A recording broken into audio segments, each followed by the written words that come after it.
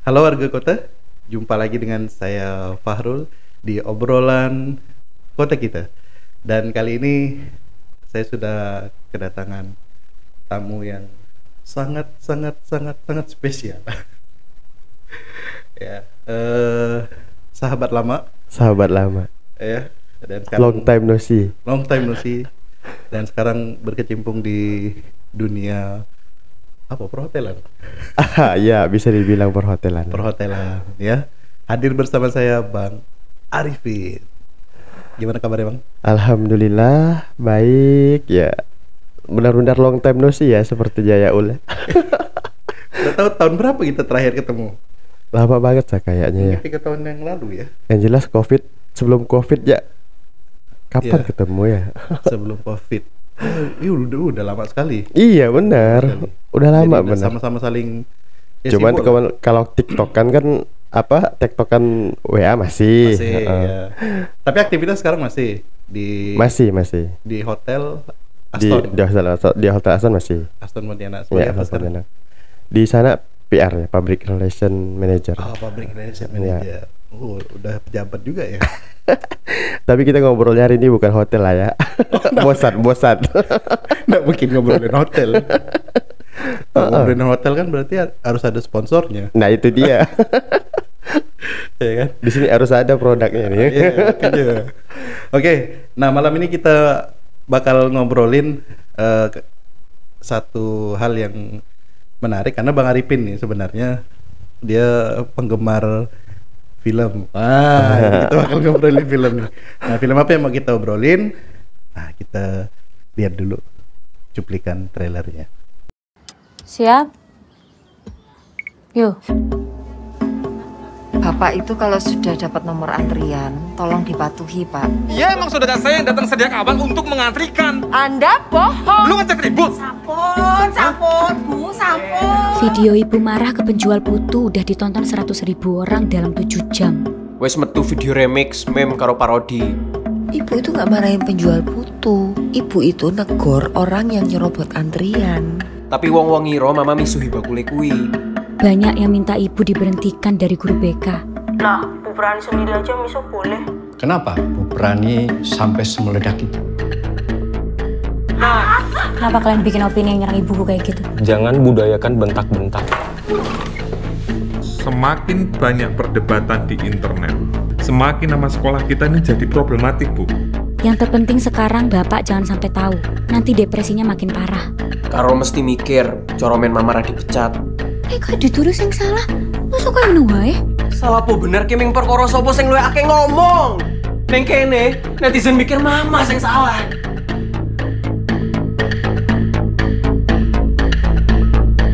Orang jahat.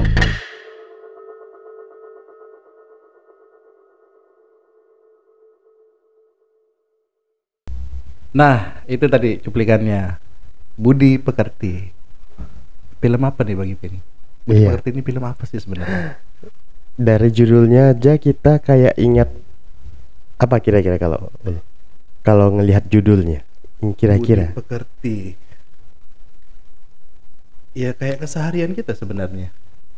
Karena sang sutradara membuat film ini berawal dari dia ingat akan sebuah mata pelajaran waktu di sekolah. Oh, Nah, tapi itu kan zaman dulu, zaman kita udah nggak ada benar. Budi Pekerti.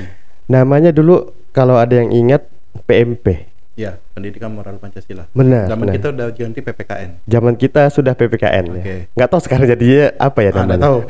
Kalau komen di bawah kalau misalnya ada yang kalau tahu saat sekarang, ini apa nama apa nama mata pelajarannya ya kalau sekarang nih. Jadi film ini bercerita tentang yang benar-benar ini tentang apa ya? Kalau dilihat dari trailernya tadi kita lihat adalah bercerita tentang konflik batin seorang guru BK ya yang bernama Bu Prani itu karena dia guru BK di sekolah Ya. mengajar pelajaran BK. Tiba-tiba saatnya konfliknya terjadi ketika dia hanya menegur orang yang nggak mau antri pada saat membeli putu waktu itu di pasar. Oke. Nah, karena dia nih marah dan itu banyak yang rekam di videoin dan viral, maka konfliknya bermulai dari situ. Itu jadi dibilang efek domino ya. Jadi banyak hal-hal yang sangkut pautnya terhadap kehidupannya Bu Prani ini. Ya. Jadi dari sisi anak-anaknya, ya anaknya ada 2 orang, si Tita sama si Muklas ya, itu 2 orang, dan 2 orangnya adalah ya kalau bisa dibilang mereka kayak anak milenial gitu ya. Jadi yang si Tita ini juga dia selalu online shop, dia jualan produk online. Kemudian si Muklas ini YouTuber gitu. Jadi dia buat konten-konten untuk memang dia punya channel sendiri gitu kan. Nah, jadi itu sangat memang begitu ngelihat ibunya viral dengan kejadian di pasar itu, maka mereka berdampak juga kepada mereka. Ya, dan terjadi pertentangan antara si Tita sama adiknya. Kalau yang si Muklas, dia nggak mau kalau orang tuh tahu itu ibunya. Karena dia konten kreator kan? Benar. Nah, image-nya bagaimana kalau misalnya orang tahu ada video yang viral gitu? Betul sekali. Jadi sedangkan si Tita pengen bahwa ibunya harus klarifikasi bahwa niat sebenarnya ke tragedi itu di pasar itu adalah apa sebenarnya. Nah, konflik mereka akhirnya Bu Prani ini memilih mengikutin kata si Tita. Waktu itu dia bikin klarifikasi. Terus sebelum itu dibuat ada konflik satu lagi dengan sekolah. Karena dia guru BK kan. Karena dia guru BK. Settingnya ini adalah setting pandemi. Jadi anak-anak yang diajarnya belajarnya kan lebih virtual semua. Virtual semua. Jadi ada ketahuan yaitu pada saat ada satu anak, dia karena guru BK kan dia pasti waktu itu ada adegannya tuh yang dia sedang memberikan refleksi, sebutan dia bukan hukuman tapi refleksi kata Bu Prani. Dia berikan refleksi buat anak didiknya itu bahwa nggak boleh berkata kasar. Ternyata si anak ini udah ngelihat video viral itu di YouTube. Viralnya itu adalah hanya gara-gara omongannya Bu Prani ini ada bahasa Jawa ya, ahsuwi. Ahsuwi itu tuh lama artinya. Tapi orang dengar itu adalah asu. Jadi gitu. Seperti asu. Iya, seperti asu. Nah, itu dikritik ataupun dikomen sama muridnya. Kok ibu boleh ngomongin kata-katanya nggak bagus gitu kan? Terus dia langsung baru tahu, begitu dilihat baru dia sadar. Ternyata kejadiannya di pasar itu banyak berujung pada banyak yang pro dan kontra. Kemudian dari pihak sekolah juga memanggil beliau, kemudian ingin membuat. Jadi Bu Prani gimana sebaiknya ini? Klarifikasi. Nah, gitu kan? Apakah klarifikasi? Nah, di sini muncul juga nih bagaimana kita pelajarannya nanti akan saya sampaikan. Pihak sekolah mengatakan Bu Prani silakan deh klarifikasi kalau yang di pasar itu memang ibu, kemudian kasih tahu maksudnya apa gitu kan. Nah, tapi kata gurunya kita hanya kirim kepada orang tua murid saja videonya. Kirim ke orang tua murid saja gitu kan. Nah, si Ibu Prani ini dia tidak dia mengambil keputusannya adalah diuploadnya di Instagramnya dan tidak di private publik. Video klarifikasinya. Video klarifikasinya. Terus? Artinya kata gurunya, orang yang nggak tahu Bu Prani ini guru BK dari sekolah, dia akhirnya kan tahu begitu dia buat klarifikasi itu. Dia gitu. Ngajar di mana? Sekolahnya apa? Jadi panjang urusannya karena dia mengklarifikasinya dia open ke secara publik gitu ya, secara meluas begitu. Dan itu juga yang tidak diterima sama anaknya si Muklas itu. Ibu kenapa harus sampai klarifikasinya seperti itu? Orang akhirnya kan orang tahu itu ibu tuh orang tua saya. Kenapa bisa tahu? Ya ibu tidak private Instagramnya. Terus ada foto saya di Instagramnya ibu, kata dia kan. Ketahuan lah jadi siapa itu kan. Nah konfliknya berlanjut seperti itu. Jadi banyak hal yang bisa kita dapatkan dari itu tuh. Dan sebenarnya saya menonton film ini adalah memang dari awal penasaran sama ceritanya, endingnya bakalan kemana gitu kan. Bakalan kemana cerita endingnya. Karena kita sebelum film ini ditayangkan kan di bioskop waktu itu dia sudah masuk ke festival film di Toronto ya, kalau TIFF ya. Di TIFF itu. Nah setelah di TIFF itu di luar negeri dia disebutnya judulnya adalah Andragogy. Bukan Budi Pekerti ya. Bukan secara bahasa Inggris diartikannya adalah Andragogy. Kita tahu kan Andragogy? Iya. Apa Andragogy? Dulu sering sekali pas pelatihan. Benar sekali ya. Dulu udah lama. Dulu waktu zaman pelatihan nggak asik ya dengan nama Andragogy kan. Saya baru lihat Andragogy ya, mengambil untuk, karena kan agak susah kalau Budi Pekerti ditranslate secara literal doang ya ke bahasa Inggris, paling jatuhnya ya attitude lah gitu kan ya. Untuk sebuah judul mungkin kurang dalam. Kurang dalam makna gitu. Dan kurang menjual gitu kan. Akhirnya diambil kata Andragogy itu mungkin pilihan yang tepat. Andragogy itu kan pembelajaran orang dewasa ya. Pembelajaran orang dewasa. Nah, di film ini banyak sekali pelajaran dan yang bisa kita ambil ya. Dari yang pertama itu tadi kenapa disebut Budi Pekerti ini, memang kalau saya memandang itu adalah ini nilai-nilai yang diajarkan itu adalah nilai-nilai. Dimulai dari berawal dari Bu Prani ini menerapkan bagaimana dia menegur orang yang tidak taat dengan antrian. Nah itu nilai pertama, kita benar-benar diajarkan untuk disiplin dalam mengantri. Saya pernah baca buku artikel ya, ataupun sebuah quote bahwa anak-anak kita itu harusnya diajari, jangan dulu kau ajari anak-anakmu itu pelajaran-pelajaran berhitung, membaca dan sebagainya, tapi ajarkan dulu mereka antri. Ajarkan dulu hal yang sederhana adalah antri. Ternyata maknanya itu bisa benar-benar sangat mendalam kalau kita mengetahui benar-benar yang namanya pelajaran mengantri itu. Sebagaimana kita tahu kalau mengantri itu kan banyak pergolakan ya di diri kita sendiri. Saya pribadi contoh kalau ke SPBU isi bensin mau ngantri rame, udah saya milih bening nggak ngantri.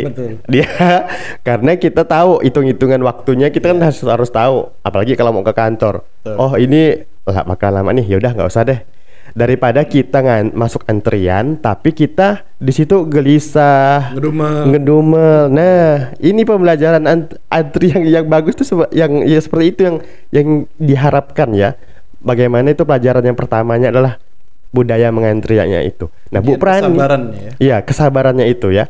Bu Prani itu dia dalam, kalau memang kita lihat dari sisi konflik, memang dibuat bahwa si bapak yang ditegur Bu Prani ini sepertinya berusaha untuk nyerobot dengan cara titipan. Jadi ceritanya ini beli putu itu tuh banyak banyak penjualnya. Bestseller lah ya, viral gitu kan. Kemudian jadi yang nunggu dikasih nomor antrian. Nah ada yang modelnya, dan ini lumrah terjadi. Kalau tadi kita lihat cuplikannya kan, jadi ada tempat bapaknya. Benar sekali. Sama hobi sepeda, kan? Iya. Dia ngantri duluan, kemudian bapak ini nitip. Iya, model nitip kita gitu. Kan kadang-kadang begitu. Begitu juga, iya. Ternyata kalau di film itu sebenarnya awalnya si orang itu nggak kenal sama bapak itu. Orang nggak kenal. Benar-benar orang sama-sama ngantri. Cuman pada saat dia konflik sama Bu Prani ini, dia ngakunya itu saudaranya. Bu Prani tahu kalau itu Bu Prani tahu itu bukan saudaranya, karena dia benar-benar mengamatin banyak yang juga seperti itu gitu kan. Titip dan sebagainya. Nah, dia melawan hal tersebut ya, melawan hal tersebut bahwa apa yang dilakukannya itu nggak benar gitu. Karena dia bilang percuma dong yang udah antri di depan, tahu-tahu nanti tiba-tiba nomor yang di belakang itu kan bisa maju ke depan, terus yang udah nomor antrian nih ujung-ujungnya bisa nggak dapat kalau memang putunya udah habis gitu kan. Tapi padahal sebenarnya nggak ada masalah kalau misalnya orang yang dititipkan itu mau aja gitu ya. Nggak keberatan dia misalnya kan. Dia nggak keberatannya kan ya. Tapi memang secara ini secara aturannya udah melanggar antrian sih sebenarnya ya. Sebenarnya. Nah, yang dikhawatirkan Bu Prani kan sebenarnya seperti itu ya. Jadi dia khawatir putunya nanti dia nggak kebagian karena yang belakang titipnya semakin maju gitu kan. Jadi seperti itu. Nah, dan ini berimbas juga kepada si penjualnya. Iya. Berimbas jadi kepada si penjualnya. Di satu sisi video viral mereka itu menarik perhatian masyarakat, akhirnya melihat penasaran dengan putunya seperti apa gitu kan. Karena kenapa jadi penyebab itu, akhirnya si mbah yang jual putu ini beberapa hari tidak berjualan gara-gara viral video itu. Difitnah ya, kalau saya bilang difitnah. Ada sebuah media, jadi waktu itu ada sebuah media yang, nah inilah yang pelajaran yang kita ambil adalah bagaimana begini. Dan ini memang relate dengan keseharian kita gitu kan. Jadi ada satu medianya itu dia mencoba untuk menjadikan dia ini berita gitu kan. Jadi berita, kemudian pergi ke pasar, disurvei, oh ternyata simbahnya nggak jualan nih. Ditanya ke pedagang-pedagang, ternyata sudah hampir 2-3 hari itu memang tidak ada jualan. Dan diberitakan sama media ini adalah simbahnya ini sakit, ketularan Bu Prani, kata waktu itu kan musim COVID ya, ketularan sama Bu Prani kata muncul dia. Lagi fitnah baru, muncul lagi persoalan baru lagi. Muncul lagi persoalan baru. Nah, si anak-anaknya Bu Prani melawan. Kalau memang sakit, ayo kita coba kita pergi ke rumah mbahnya, gitu kan? Pergi ke rumah mbahnya, kita buktiin. Nah, waktu itu si anaknya si Tita ya, si Prilly waktu itu yang meraninnya, pergi ke rumah si mbahnya ini, kemudian ketemu sama si mbahnya. Ada anaknya juga, ngomong deh sama mbahnya, nanya, mbah kenapa nggak jualan beberapa hari ini? Mbahnya jawab, dia capek katanya. Capek karena banyak permintaan yang mau beli putu tuh banyak gitu kan. Jadi setiap harinya itu kadang pulangnya lebih larut, kemudian jadi si mbahnya kecapean. Terus si Tita ingin jadikan ini sebagai bahan, ini faktanya loh, untuk ngelawan yang media tadi itu kan. Kemudian dia izin sama mbahnya, mbah boleh saya rekam kalau mbah nih ngomong nggak jualan karena capek, bukan karena sakit. Boleh, dibilang mbahnya. Oh iya silakan boleh. Oke, udah rekam, dinaikkan lagi videonya tersebut, kemudian untuk ngelawan itu lagi. Nah, di sisi lain ada alumni murid-murid yang diajar sama si Bu Prani ini yang sudah lulus dan sebagainya. Ini diajak sama anaknya si Muklas nih. Ada alumninya diajak ketemuan. Inti mereka adalah mendukung bahwa Bu Prani sebenarnya adalah guru BK yang baik di sekolah, dan mereka sampai sekarang ini seperti ini gara-gara Bu Prani. Intinya seperti itu. Nah, jadi tadi persoalan yang putu clear kayak gitu ya. Udah clear. Jadi udah nggak ada lagi hal yang baru lagi ini adalah bagaimana para alumni yang pernah diajar Bu Prani ini mereka mengcounter komen negatifnya Bu Prani itu dengan hal-hal positifnya, bagaimana pengalaman mereka waktu semasa diberi hukuman atau refleksi sama Bu Prani dulu. Jadi setiap alumni yang merasa pernah diberikan refleksi bikin video direkam cerita.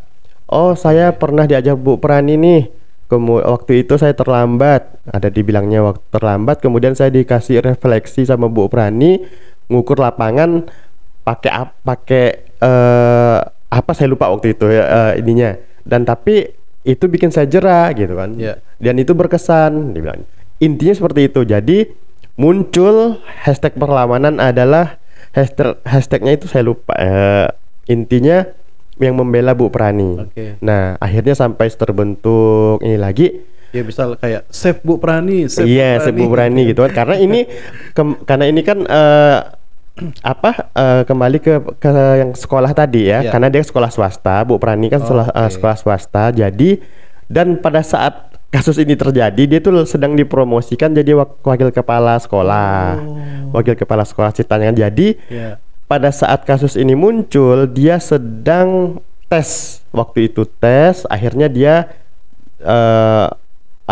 tes untuk wakil kepala sekolahnya ditunda sampai kasus itu selesai. Akhirnya muncullah perlawanan tadi untuk save Bu Prani itu biar Bu Prani nggak tetap bisa jadi wakil kepala sekolah.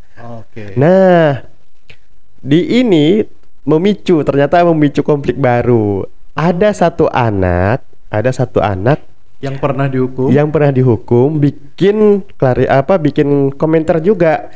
Ini dia bilang seperti ini. Saya ingat sekali Bu Prani ya. Saya ingat sekali Bu Prani waktu itu dibilang saya suka berantem sama teman-teman di kelas. Kemudian nah, Bu Prani beri saya hukuman adalah bantu orang gali kubur, kata dia. Bantu orang gali kubur. Kemudian setiap saya melakukannya itu ternyata itu berefeknya ke saya jadi ingat bahwa kalau kita kalau kita sering berantem dan sampai bisa mati dan sebagainya, kan apa yang nanti kita bisa bawa mati, kata seperti itu kan. Nah, jadi saya akhirnya, kata dia, namanya Gora, muridnya sini Gora. Gora mengatakan bahwa dia berterima kasih atas hukuman yang diberikan Bu Prani itu berefek baik kepada dia. Nah, itu dia hanya sepintas berkata seperti itu. Namun, video dia membuat klarifikasi itu ada saja yang memanfaatkannya untuk mencari lebih jauh siapa sebenarnya Gora. Akhirnya diketahui ternyata Gora dalam masa-masa itu adalah sering ketemu psikologi. Alasannya ketemu psikologi ini diduga oleh orang-orang dia mengalami gangguan jiwa akibat hukuman yang diberikan oleh Bu Prani. Jadi mungkin muncul lagi konflik baru dan muncul lagi muncul lagi begini sebutannya, Bu Prani dibilangnya ya. Jadi guru horor dibilangnya. Karena lebih ke itu, lebih kepada ngajarin kayak gali kubur gitu kan. Nah, itu terdengar lagi ke sekolah dan dipanggil lagi Bu Praninya. Kemudian dibilang kenapa pihak sekolah tidak tahu kalau ada hukuman refleksi seperti itu, kata pihak kepala sekolahnya itu. Kenapa kita sampai tidak tahu seperti itu kan? Nah, sebenarnya ya kata Bu Prani, dia membela bahwa tidak ada maksud lain, kata Bu Praninya. Sebenarnya itu hanya untuk efek jera, efek jera. Nah, ini bikin hal lagi, akhirnya dia hampir diminta untuk mundur dari guru. Jadi Hana khawatir banyak pihak dibilang orang tua menuntut agar anaknya jangan sampai diajar Bu Prani, takut kalau sampai hukuman yang diberikan seperti itu, dibilangnya kan, sampai seperti itu. Nah, konfliknya memuncak waktu itu. Si alumni siswa yang membela tadi, begitu ada klarifikasi, ada komentar si Gora seperti itu, akhirnya berubah, tidak lagi mendukung. Karena mereka terlalu dini dibilang melihat hanya dari sisi masing-masing, ternyata ada yang efeknya sampai seperti itu, sampai lebih ke psikologinya. Mereka sendiri pun tidak tahu Kalau Gora pernah dihukum seperti nggak tahu. Begitu si Gora nih speak up seperti itu, baru ketahuan. Akhirnya mereka nggak mendukung Bu Prani.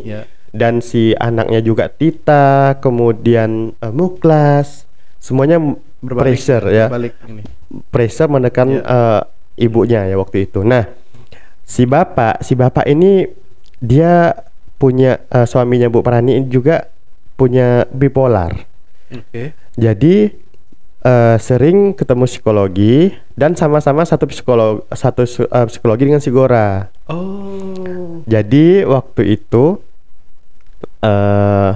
kemudian ada satu momen yang saya ingat di filmnya itu adalah setelah ini konfliknya memuncak ya waktu itu, sampai sudah akhirnya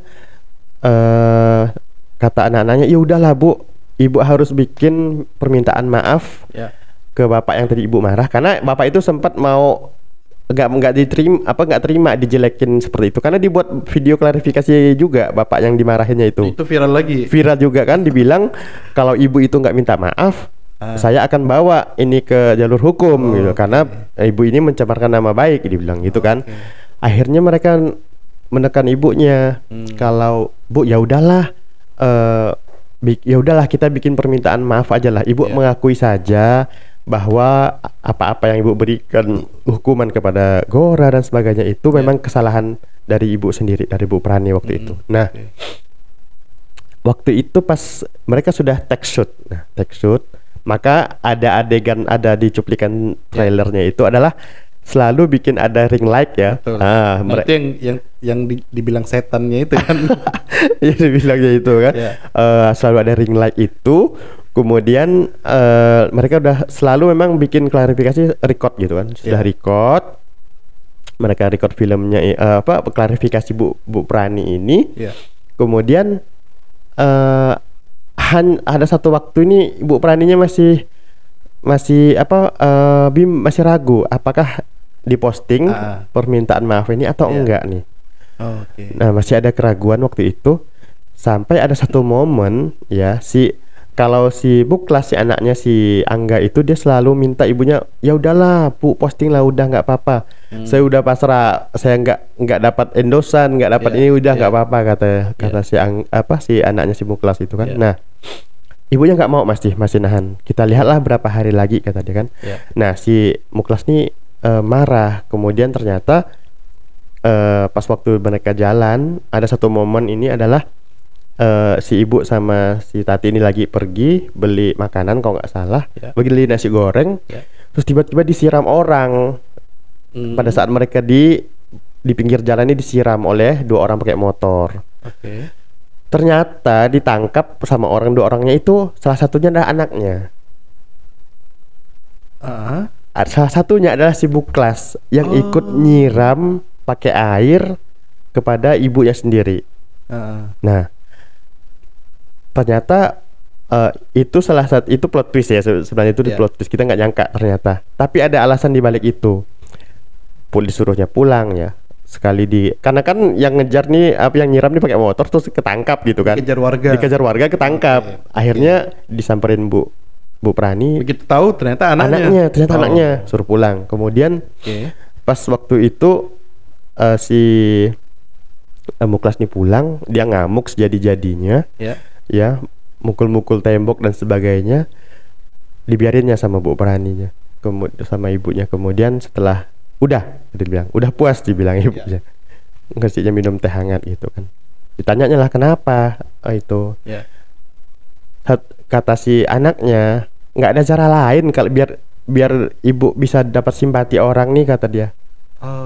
Jadi dia seolah-olah ibunya tuh betul-betul benar-benar dimusuhin orang gitu kan, sampai segitunya. Kemudian ada yang rekam dan viralkan lagi, biar tumbuh simpati, kata dia. Ibunya nggak mau itu kan, bukan begini caranya, kata ibunya itu. Sampai satu saat dibilangnya, saya harus ketemu Gora, dibilang. Padahal dia ketemu Gora pada saat awal film, dia sudah ada ketemu Gora satu kali pada saat dia nemanin suaminya terapi. Dia hanya sekedar negur aja, si Goranya negur, Bu Prani ya, dia cerita, Ibu ingat saya muridnya, sekilas aja. Nah setelah ini dia pengen ketemu sama si Goranya. Nah ingin ketemu si Gora ini karena kan Gora jadi begitu dia buat komentar seperti itu kemudian viral lagi itu kan akhirnya menutup diri, akun Instagramnya di take out dan sebagainya, susah dihubungin, dilacak. Akhirnya mereka satu-satunya cara adalah melalui psikolog tempat si Angga terapi ya. Ibu psikologinya dibilangnya, saya nggak bisa, saya tidak boleh untuk menyampaikan apa keluhan pasien saya, apa alasan pasien saya datang ke dia ya, tidak boleh, itu melanggar kode etik dibilang dia kan. Itu privasi. Itu privasinya, itu privasi dari pasien dia. Tapi dibilangnya, saya bisa mengatur jadwal agar kalian bisa bertemu pada saat Bapak suaminya Bu Prani selesai terapi, jadwalnya si Gora setelah itu bersamaan. Jadi kata ibu, saya lupa nama ibunya itu ya, psikolognya itu mengatakan kalau memang bisa ada kesempatan, ibu ketemu Gora silakan. Tapi saya hanya bantu hanya sampai di sini, sampai mengaturkan jadwal saja katanya. Seperti itu. Nah, ketemu nih Gora sama Bu Praninya. Awalnya kami penonton kira mungkin dia nggak akan negur ya, ternyata dia hanya keluar sebentar. Kemudian dia masuk lagi ketemu Bu Prani, dibilang boleh ngobrol Bu kita, si Goranya yang nyamperin. Kemudian diajaknya Bu Prani ke kuburan tempat dia biasa gali. diajaknya. Diceritainnya satu-satu. Ini kuburan siapa, meninggal karena apa, kemudian saya bantu ini.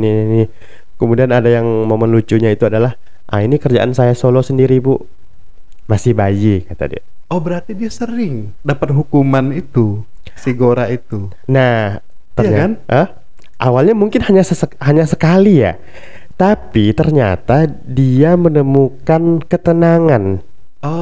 Nah itu yang disampaikan dia, yang disampaikan dia ke Bu Prani, bahwa kenapa sampai dibawanya Bu Prani ke kuburan jadi dia sekali dihukum nih. Sekali aja sebenarnya, cukup sekali doang. Karena dia mungkin kecanduan ya ibaratnya. Iya benar. Kok aku ketemu sesuatu yang beda. Yang kan? Beda itu. Jadi setiap ada peristiwa untuk orang gali kuburan, dia ikut.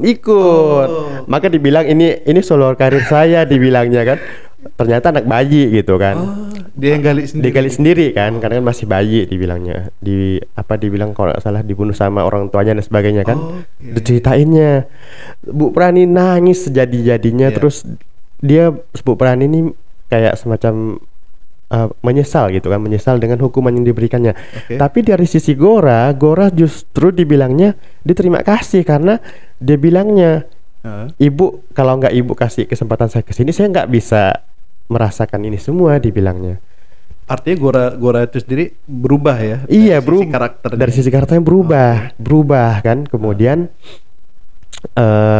berubah, dan Bu Prani akhirnya memberanikan diri nanya, Gora alasannya apa ketemu sama psikolog ya. Gora alasannya apa? Nah, akhirnya dia cerita alasan dia ke psikologi adalah, apakah salah sih kata dia, apakah nggak normal ya kalau ada orang yang ya seperti dialami itu, merasakan ketenangan saat dia hanya berada di kuburan gitu loh. Oh, dia merasa aku nggak normal gitu ya? Iya, dia begitu. Akhirnya dia datang ke psikolog. Itu yang diutarakannya. Jadi bukan karena sakit jiwanya. Bukan karena sakit jiwanya, dia hanya merasakan kalau saya begini nih normal nggak sih gitu tuh. Dia betul. bertanya-tanya gitu kan. Mungkin dia khawatir gitu. Iya, mungkin dia khawatir gitu kan. Sering ke kuburan sebagainya mendapat sebuah, jadi dia ada ketenangan sendiri gitu dibilangnya. Nah, akhirnya Bu Prani pun sampai heran, dan juga dia merasa benar-benar menyesal dibilangnya. Nah, dipanggil, dia dibawa nih Gora bilang saya boleh jadi kuncinya di si Gora agar menyampaikan bahwa alasan Bu Prani memberikan itu nggak salah sebenarnya gitu. Dibawa nih Gora ke sekolah, ke sekolahnya untuk menjelaskan ketemu kepala sekolahnya, ngobrol-ngobrol dan sebagainya. Terus kemudian kata kepala sekolahnya, sebentar, ini harus kita rekam. Ini harus kita videokan. Begitu saat diminta untuk buat cerita, si Goranya dia izin, awalnya izin. Bu, saya ke toilet sebentar ya, dia bilang. Lama ke toilet nggak muncul-muncul, disusul sama Bu Prani. Kemana sih Gora ini?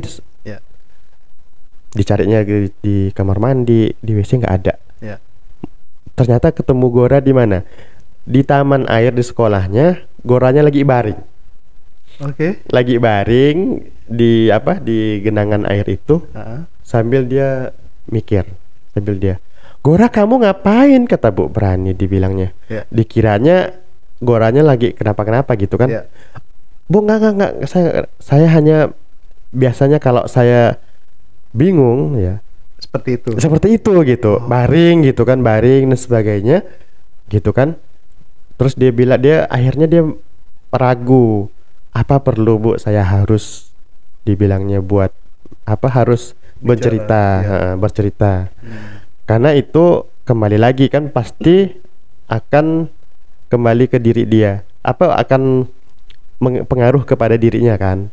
Iya, karena itu nanti akan ngundang lagi komentar orang. Benar, nah itu dia. Ganggu dia lagi kan. Ya sebenarnya dia udah menemukan ketenangan dengan kehidupan hari ini gitu. Iya, dia bimbangnya seperti itu. Kemudian akhirnya mereka lama ngobrol sama Bu Prani ini, dan Bu Prani memutuskan jangan. Jadi Bu Prani nggak jadi direkam, tapi dari pihak sekolah masih tetap keras, bersikeras. Kalau gak direkam Bu, ya tetap reputasi Bu Prani ya tetap seperti yang orang duga-duga, dibilangnya.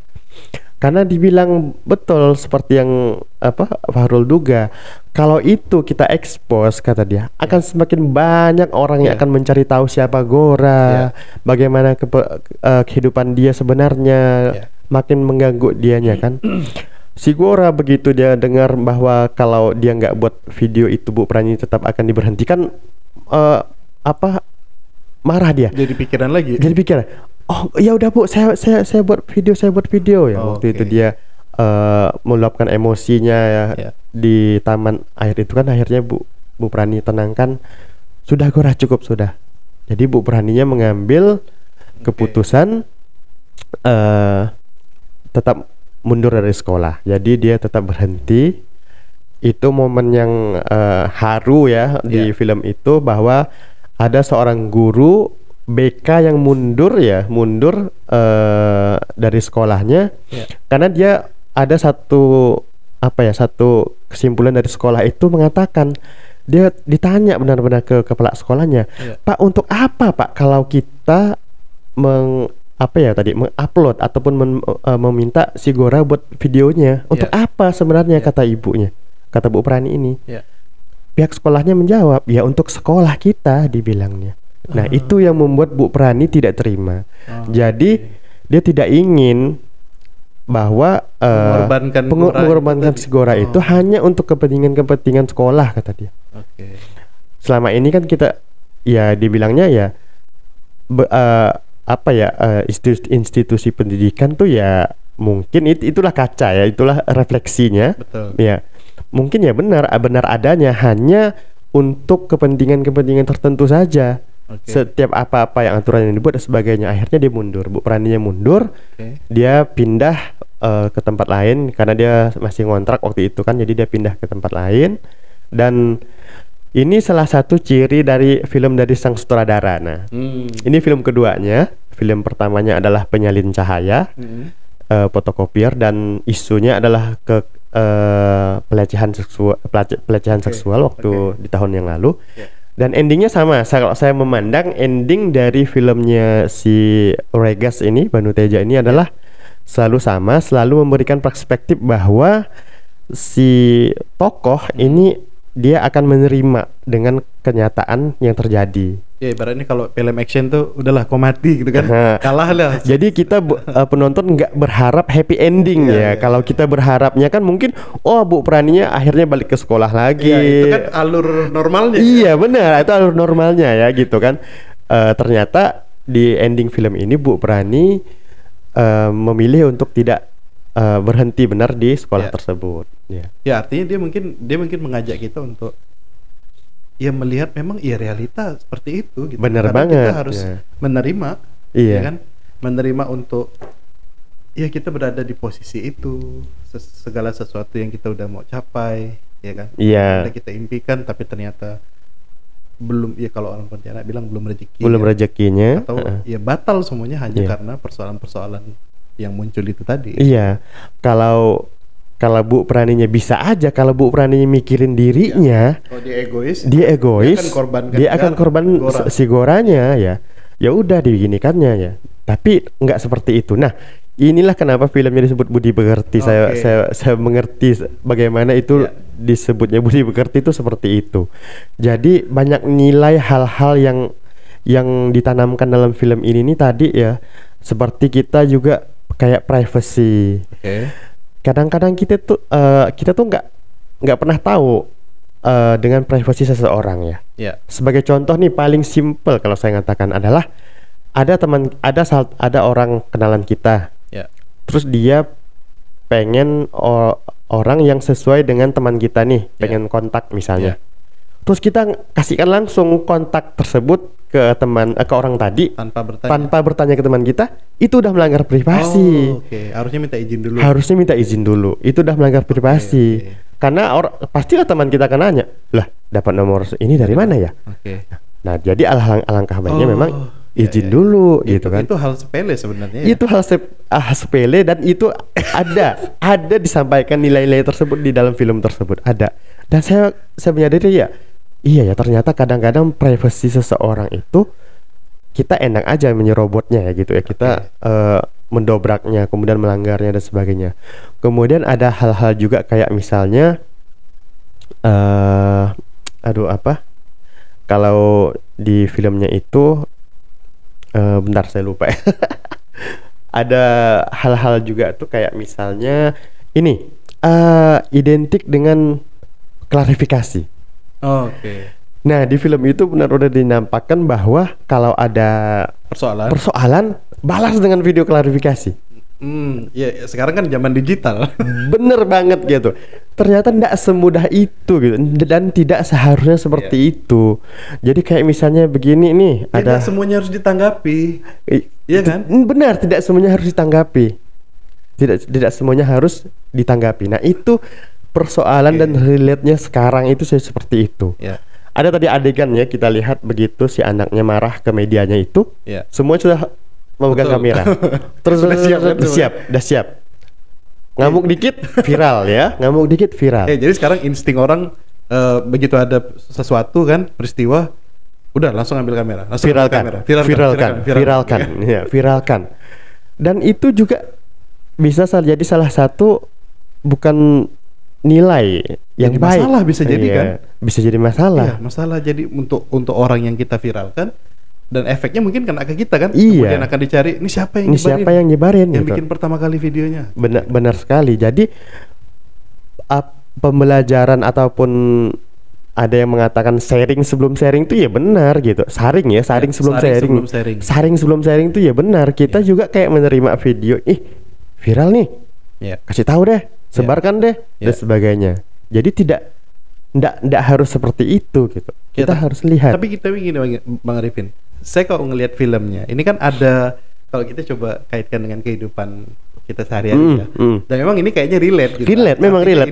Ini dia berangkat, si sutradara berangkat dari peristiwa sehari-hari yang terjadi kemudian dibuatkanlah film sebagai refleksinya. Nah, kalau kita ngelihat ini kan ada ketimpangan usia sebenarnya kan. Ada generasi ya beratnya generasi milenial. Benar, Ada generasi Z-nya, Gen Z ya. Gen Z, ada yang baby boomers. Baby boomersnya, Bu Prani sendiri, ya kan? Iya. Nah, kalau kita melihat juga di realitas hari ini kan orang yang oke, mohon maaf sebelumnya, misalnya generasi baby boomers yang ketika mereka lahir mereka belum ketemu sama handphone, gadget ya, belum kenal sosial media, WhatsApp. Nah kemudian hari ini mereka mengikuti perkembangan zaman, iya, mau nggak mau mereka pegang ini barang, iya, gitu loh. Benar. Dan kemudian mereka belum tahu gimana cara berinteraksi dengan barang itu, dengan sosial media, dengan WhatsApp. Nah, jadi sering sekali misalnya kita mendapatkan di WA misalnya kan, ya mohon maaf grup WA keluarga misalnya kan. Benar-benar kita nggak tahu ini berita benar atau tidak, ya. Berita tahun kapan, siapa yang bikin beritanya, yuk dicek dulu kan gitu kan. Nah kadang ya mohon maaf nih orang tua kita ini yang kadang menjadi pionir untuk kemudian ya mungkin karena tadi itu mereka lahir dalam kondisi belum kenal teknologi, kemudian begitu mereka udah masuki usia senja, mereka ketemu dengan barang, ya benar. Nah kemudian mereka bingung, nah apa nih yang harus dilakukan? Jadi begitu dapat berita, share, dapat berita, share, nggak berita, share. Iya. Dan itu kayaknya yang terjadi di sini gitu. Iya, relate. Saya ngelihat itu menarik dari adegannya begini. Kalau misalnya dikilas balik dan tawaran Bu Prani tawaran dari gurunya Bu Prani itu bilang, Bu, video klarifikasinya cukup kita kirim ke orang tua murid saja. Nah, saya mikir begitu, apakah itu seharusnya pilihan yang benar? Saya mikir seperti itu, ya, karena pilihannya Bu Prani kan ya di uploadnya di sosial medianya, kemudian tidak di private gitu kan. Dia jadi publik ya, jadi yang dia klarifikasi pertama kali itu. Nah, kalau saya mikir kalau Bu Praninya hanya mengirim ke orang tuanya mungkin hanya sampai sebatas, tapi kita juga nggak bisa menjamin ya. Yang namanya sudah tersebar itu kan ya, jadi dari orang ke orang itu dia secepat kilat dia kan. Secepat kilat itu, iya benar banget sih ya. Jadi ini memang relate. Nilai-nilai yang ingin diangkat oleh sang sutradaranya banyak banget yang yang ada di filmnya tersebut. Dan dia memang selalu menggambarkan tentang kehidupan. Jadi kalau dibaca ataupun ngikutin wawancara sang sutradara ini, banyak juga yang mengatakan dia selalu ada filosofinya setiap apa yang dibuatnya. Termasuk dia menggunakan ring light di dalam, begitu dia buat mau konten harus pakai ring lightnya, jadi sorotannya ya, ring lightnya ya. Jadi dijelaskannya di proses syuting itu sampai dia bikin ring light custom seukuran 1,5 meter, yang besar ya, biar dapat efeknya yang bagus itu kan. Dan itu untuk menunjukkan juga bahwa di zaman sekarang ini ya, jadi kayak misalnya untuk menunjukkan sesuatu itu ya itu tadi, kayak misalnya harus jelas dan sebagainya gitu kan, harus jelas dan sebagainya. Kemudian di film tanpa terasa, kalau yang sudah nonton pasti akan ingat bahwa di sepanjang film akan banyak diwarnai oleh warna biru sama kuning ya. Baju seragam gurunya kuning, kemudian maskernya kuning, kemudian banyak baju dipakai adalah biru. Nah itu juga ada maknanya ternyata. Jadi dia mengatakan tadi warna biru sama kuning itu diambil katanya dari buku PMP zaman dulu yang dia ingat. Warnanya kuning sama biru. Saya searching memang dan ternyata benar. Gambar Pancasila.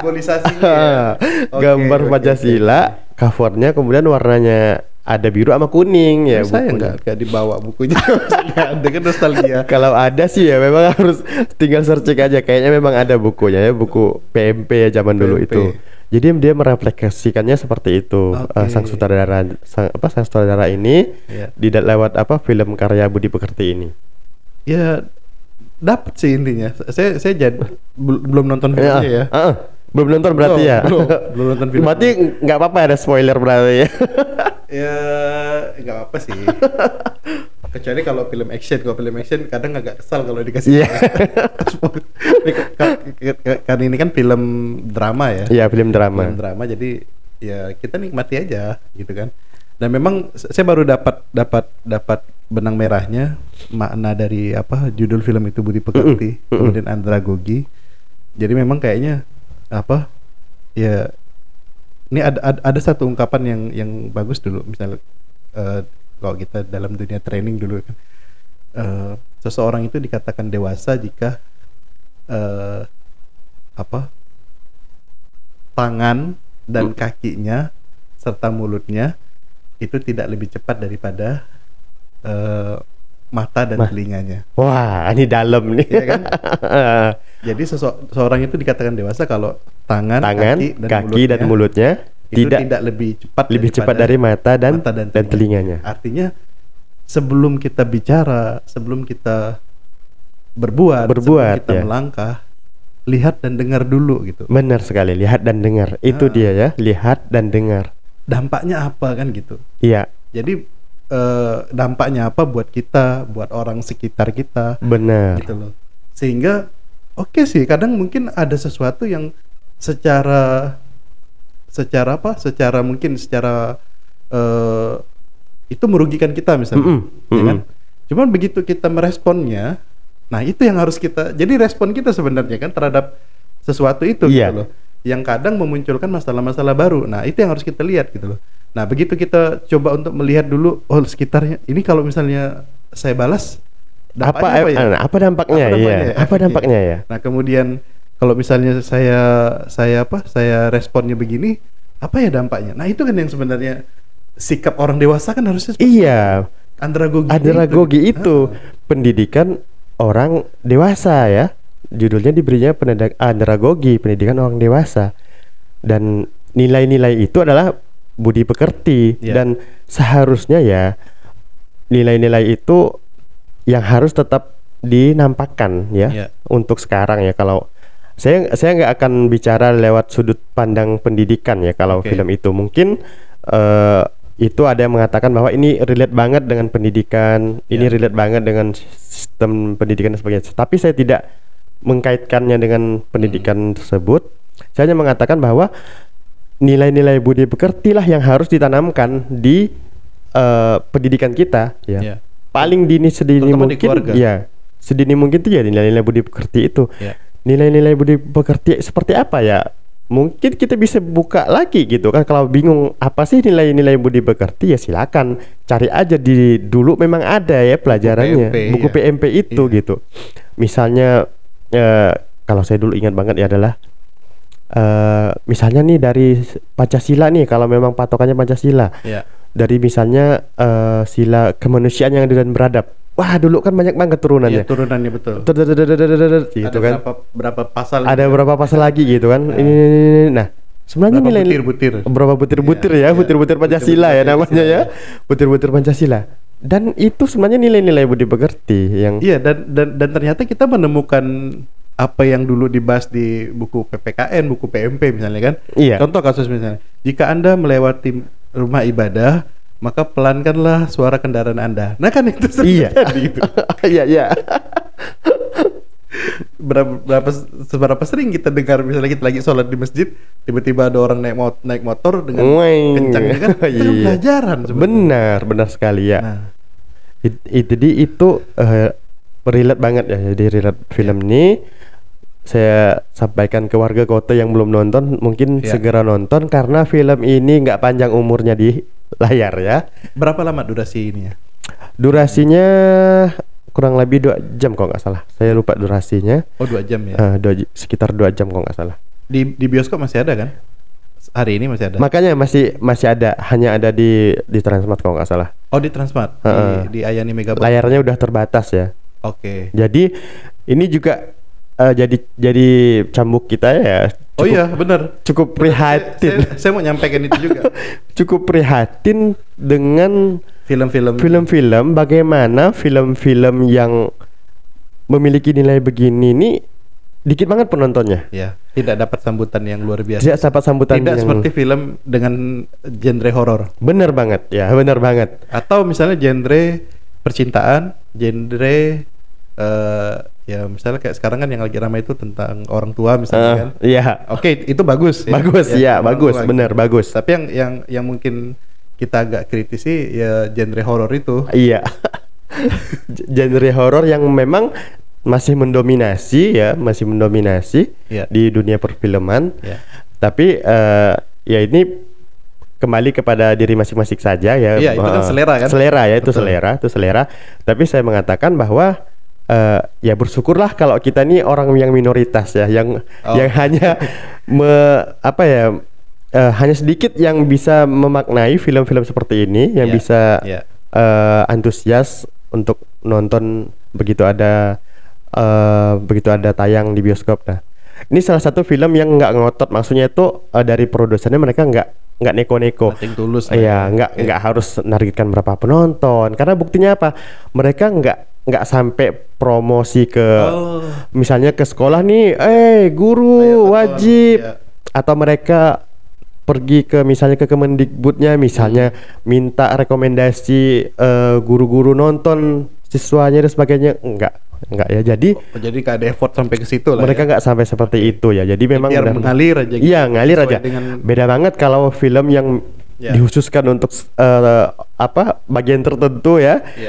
Diarahin nonton nih, keluarga semua nonton ya. Maka penontonnya juga bakalan ramai. Makanya saya bilang ini film kaum minoritas ya. Biasanya kalau kalau kaum minoritas nih ya dia istimewa ya. Beda dengan kalau yang mayoritas ya. Mayoritas kan orang nonton filmnya untuk fun. Iya, untuk fun aja gitu kan. Kalau ini kan ya ibaratnya ini refleksi sebenarnya. Benar. Ya kan, refleksi dari keseharian kita. Cuman kalau saya mau mengajak bagi bisa warga kota yang pengen ngajak siswanya.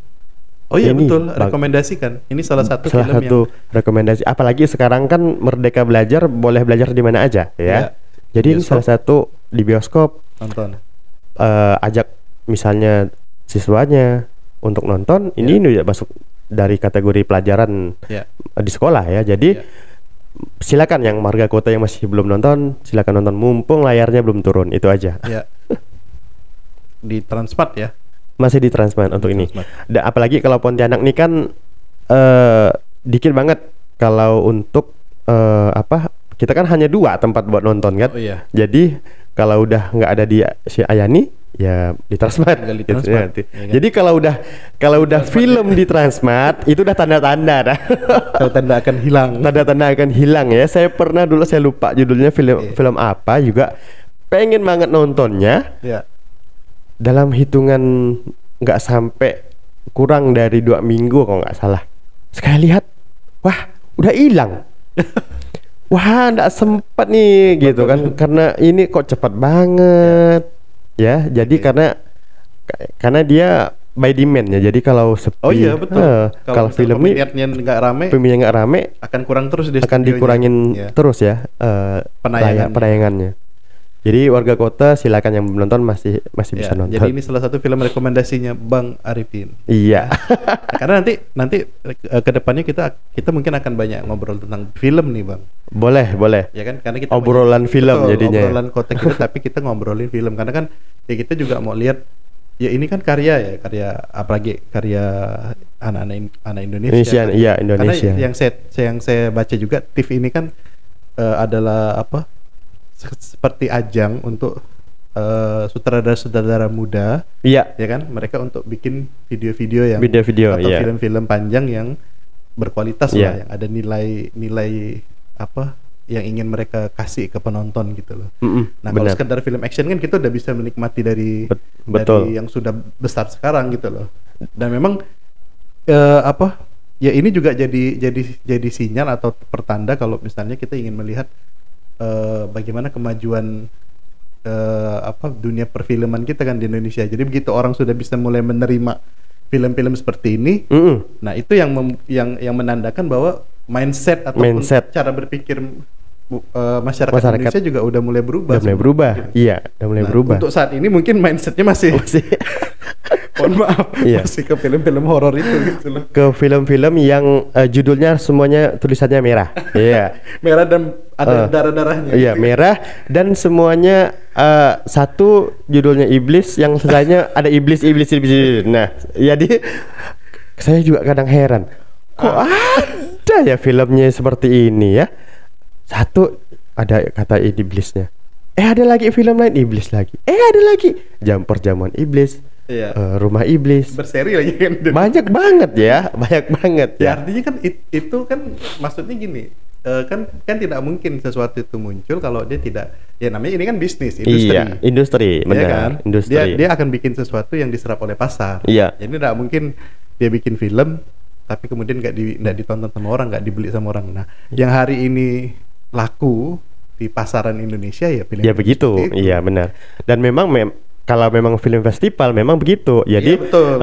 Jadi karakternya. Iya, dari sisi awal mungkin sang sutradara sama produser ini mereka udah pasti ngarahnya nggak bakalan profit ya.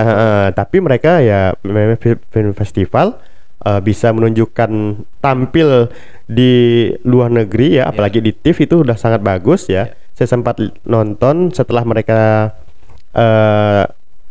premier di TV itu, mereka minta komen dari yang nonton ya, dari WNA warga negara asing tuh yang komen jujur mereka ngelihat film ini seperti apa, ya komentar mereka seperti apa, dan mereka rata-rata menyampaikan bahwa yang inilah film yang relate, maksudnya itu yang benar-benar ya beginilah kehidupan sekarang saat ini ya, seperti itu. Dan ya ini juga jadi usaha kita sebenarnya. Iya. Jadi obrolan kota kita, insya Allah, ya kan. Nah, Bang Arifin nanti mungkin akan jadi bintang tamu rutin nih untuk bahas tentang film-film, film-film kaum minoritas lah. Film minoritas ya. Dengan harapan paling tidak kita obrolan kota kita punya kontribusi nih untuk kemudian ya mencoba memberikan warna tersendiri. Kan? Benar. Mudah-mudahan dengan kita bedah film ini. Iya. Orang teman warga kota nonton kemudian lihat dan kemudian beralih ya kan, untuk kemudian menikmati film-film yang seperti ini gitu loh. Iya, benar. Dan itu tentu akan membantu industri perfilman kita. Artinya mulai banyak lagi segmen film nih kan. Maksudnya genre-genrenya makin luas gitu loh. Nggak hanya kemudian didominasi oleh genre tertentu kan gitu. Jadi makin variatif nanti penontonnya. Ya memang saya termasuk yang suka nonton gitu ya, suka nonton film, tapi nggak semua film saya tonton. Nggak semua film saya tonton gitu kan. Tetapi ada film-film yang memang saya berkuat untuk nontonnya itu ya seperti ini. Saya harus kejar nih, saya udah tahu kemarin dia tayang tanggal 2 November, langsung cari tiketnya. Di hari perdana saya nonton, waktu itu masih di Transmart, dia bukanya, dan nggak full ya. Studio nggak full. Dari awal memang di Transmart ya? Di awalnya di Transmart. Pas di minggu keduanya November tuh baru dia buka layar di Ayani. Buka layar di Ayani. Dan saya ada pernah juga satu film kemarin, dan itu nggak tayang di Pontianak. Nggak tayang di Pontianak. Judulnya autobiografi. Ini film festival juga. Indonesia juga. Saya lupa nama saudaranya. Autobiografi ini nggak tayang. Tetapi ada anak-anak muda pegiat film di sini yang menghadirkan untuk nonton bareng. Begitu saya lihat, tahu langsung saya daftar. Ada komunitasnya ya? Ada di sini. Ada. Saya waktu itu lewat Yarling ya kalau nggak salah, layar keliling. Mungkin bisa, kalau memang bisa diundang lah mungkin dia ngobrol-ngobrol. Boleh kalau misalnya Bang Arifin punya kontaknya. Kalau nanti saya coba cariin kontaknya. Ya kita undang di next episode. Ya kan, dia entah beda film apa kan, nanti kita undang mereka. Dia anak-anak muda yang mereka pegiat film. Ya waktu itu mereka komunikasi dengan pihak film ini, minta nobar di hanya satu waktu saja. Jadi waktu itu saya langsung beli hak siar itunya ya, hak tayangnya ya. Iya, minta untuk nobar ya. Jadi tapi dijual tiketnya di limited. Hanya untuk satu studio saja. Kita daftar daftar. Terbatas itu ya. Terbatas karena mereka nobar ya, nonton bareng. Jadi nggak ada bedah apa sih ya, yang nggak dijual untuk umum. Waktu itu daftar mereka, tayangnya juga di Transmart. Nah, jadi khusus Pontianak memang ada film-film yang tidak apa ya, tidak Nggak bisa masuk di sini. tidak masuk ke sini. Mungkin karena demand-nya ya kita lihat Iya. dari pihak ini mungkin dia bisa membaca juga Tipikal penonton. Iya, tipikal penonton Pontianak nih seperti apa nih? Pasti ada kategori seperti itu. Jadi masih agak sulit kalau bagi kita untuk mendapatkan film-film seperti itu. Nah, untungnya sekarang adalah beberapa film tersebut cepat dilempar ke OTT. Ya, jadi ke layanan OTT seperti itu ya. Seperti platform itu gitu ya. Jadi kita sebut aja enggak apa-apa. Oh, enggak apa-apa ya. Kan bebas. Oh, bebas ya, bisa nonton di Netflix gitu kan, ada di Prime. Jadi kalau saya bersyukur karena dari dulu susah sekali yang namanya nonton film Indonesia setelah dia turun layar dari bioskop. Saya akui. Mau cari di mana downloadnya susah. Nah, mau download di mana tuh susah gitu. Kalau film barat, gampang banget gitu ya. Dia baru tayang aja udah ada. Betul sekali. Dari dulu saya kalau udah film Indonesia udah turun layar, susah sekali. Bukan karena apa ya? Bukan karena kita nggak cinta dengan film Indonesia dulunya. Karena susah sekali mau nonton film Indonesia begitu dia udah nggak tayang di bioskop, udah. Wah, kemana nyari? Berharaplah dia tayang di televisi. Tapi beberapa tahun kemudian kapan ya? Tapi sekarang begitu ada OTT, layanan OTT, termasuk cepat dilempar pihak mereka dalam kurun waktu kurang lebih biasanya 6 bulan. Udah ada di layanan streaming itu. Dan saya bersyukur. Akhirnya sekarang saya banyak lebih untuk tontonan untuk film Indonesia-nya ya lebih banyak ya. Jadi kecuali yang nggak saya tonton lah ya, yang mayoritas ya, yang mayoritas.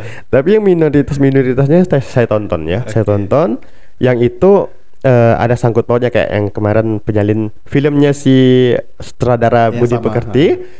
Dia waktu setelah dari festival film tahun lalu tahun sebelumnya nggak dapat layar di bioskop. Jadi langsung dilempar ke OTT waktu itu. Jadi saya nontonnya. Apa nama judulnya tadi? Penyalin Cahaya. Penyalin Cahaya. Ini settingnya sekolah, di sekolah. Temanya adalah kekerasan pelecehan seksual. Pelecehan seksual di sekolah waktu itu. Nah, ini waktu itu dia nggak lempar di bioskop, jadi langsung ke OTT. Saya bersyukur juga bisa cepat dilempar waktu itu.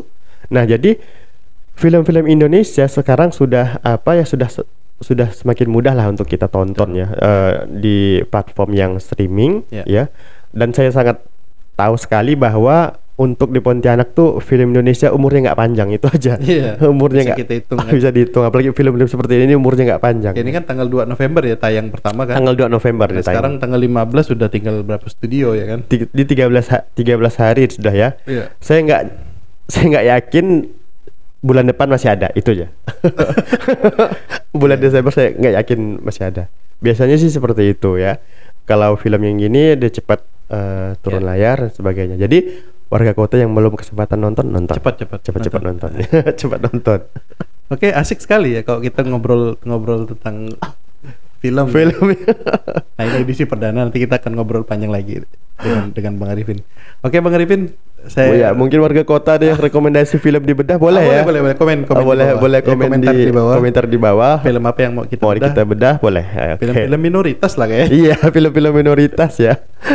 Ada satu film yang kemarin baru menang Festival Film Indonesia dan belum tayang. Nah, ini juga saya penasaran.